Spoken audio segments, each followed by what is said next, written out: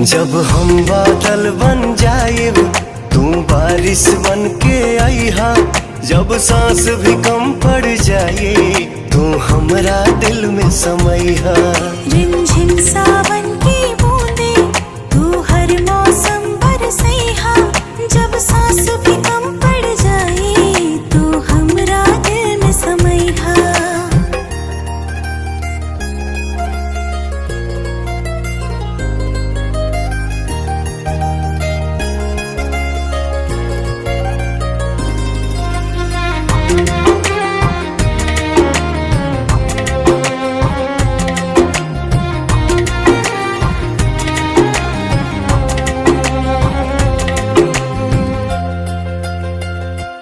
मेरे लबों से आए कभी भी हो नाम पहला तेरा मेरी ज़ुबान